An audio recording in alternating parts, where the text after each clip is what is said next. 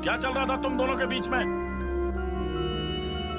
बूढ़े बच्चे जवान किसी को भी नहीं छोड़ा तूने। बोले जा रहा है? मैं आई थी क्या तेरे पास? हाँ, तू ही आया था ना लाटपकाता हुआ मेरे पास। वैसे भी तुझसे तो कुछ खास हो नहीं पाया, मेरा पूरा वक्त बर्बाद कर दिया।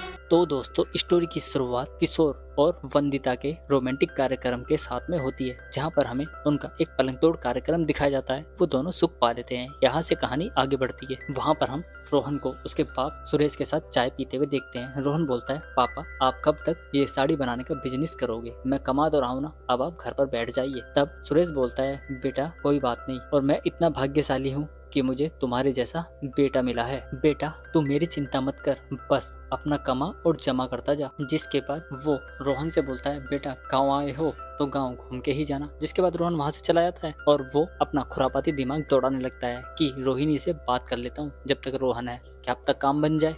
जिसके बाद सुरेश सीधा रोहिणी के पास में पहुंच जाता है और वो उनका गेट नॉक करता है, लेकिन रोहिणी दरवाजा नहीं खोलती। अंदर से उसे अजीब अजीब सी आवाजें आ रही थी, शायद वो किसी और के साथ बिजी थी। तब सुरेश बोलता है, रोहिणी जी आज अंदर नहीं बुलाएंगी क्या? रोहिणी बोलती है, नहीं हम आज बिजी हैं तो आप आज जाइए। लेकिन उस ठरकी बुड्ढे का तो मन ही नहीं मान रहा था। वो समझ चुका था कि रोहिणी किसी और के साथ में अंदर कार्यक्रम बना रही है। वहां से आने के बाद सुरेश काफी परेशान होता है, क्योंकि उसने अब हकीकत देख चुका था। वो कॉल करके किशोर को अपने पास बुलाता है। किशोर कुछ देर बाद वहां पर पहुंचता है और बोलता है, अरे सुरेश भाई आज तुमने मुझे क्यों बुलाया है? तब सुरेश बोलता है, यार तुम तो बहुत गंदे इंसान हो, तुम्हें शायद कुछ ना पता हो, लेकिन घर पे तुम्हारे पत्नी के साथ कोई और कार्यक्रम कर रहा है और बाहर तुम और मुझे यहाँ पर अकेला छोड़ दिया। मैंने आज तुम्हारे घर से उन आवाजों को सुना जो रोहिणी निकाल रही थी। मेरा बेटा क्या आ गया 2 दिन के लिए? तुम तो गद्दार ही हो गए भाई। तब वो बोलता है, पागल हो गए क्या सुरेश भाई? ऐसा कुछ नहीं है ना, मैंने ऐसा कुछ किया। अब तुम ऐसा करो, जल्दी से अपने बेटे को घर भेज दो, फिर नहीं तो पछताओगे बाद में। मुझे तो अपना मिल गया है, लेकिन तुम सोच लो तुम्हारा क्या होगा। अब सुरेश फिर से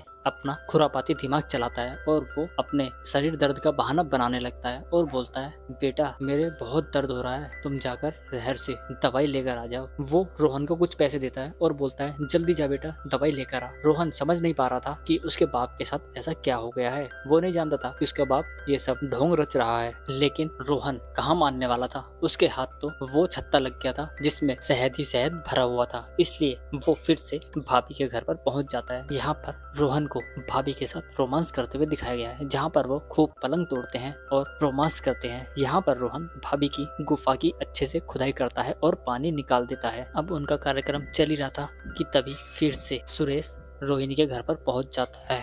वो फिर से उन आवाजों को सुन लेता है जो वो सुनना नहीं चाहता था। जिसके बाद वो घर में झांकने की कोशिश करता है और वो खिड़की के पास जाकर झांकता है। तब उसे वहां पर उसका बेटा रोहिणी के साथ कार्यक्रम बनाते हुए दिख जाता है। वो समझ जाता है कि घर का भेदी लंका ढाए, बस कहानी हो गई। घर का भेदी ही है रोहन, जिसने अपने बाप को धोखा दिया था, लेकिन रोहन भी इस सब के बारे में नहीं जानता था। तभी इस खुंदक में वो जोर जोर से गेट खटखटाने लगता है। तब उन्हें अपने रोमांस को वहीं रोकना पड़ता है और अधूरे सुख से ही संतुष्ट होना पड़ता है। जब काफी देर तक रोहिणी दरवाजा नहीं खोलती तो सुरेश गेट तोड़कर अंदर घुस जाता है और बोलता है, ये क्या चल रहा है तुम्हारा? मैंने तुझे क्या समझा था और तू क्या निकली? क्या बूढ़ा क्या जवान, तूने तो किसी को नहीं छोड़ा, सबको अपने लपेटे में ले लिया। जिसके बाद रोहन उसे कुछ बोलता है, लेकिन वो रोहन की एक नहीं सुनता और बोलता है, तू तो यहाँ से निकल जा। जिसके बाद वो रोहिणी को खरी खोटी सुनाने लगता है। तब रोहिणी बोलती है, अबे चुप कर बुड्ढे, जब से देख रही हूँ बोले ही जा रहा है। और हाँ, जिस तरह लोग एक खाने से पक जाते हैं ना, उसी तरह मैं पक जाती हूँ, इसलिए मुझे हर रोज नया बंदा चाहिए।